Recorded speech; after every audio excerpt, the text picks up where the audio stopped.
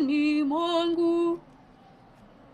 Ukae nami unilishe mwili wako, na kuninyweshe damu yako, nipate uzima.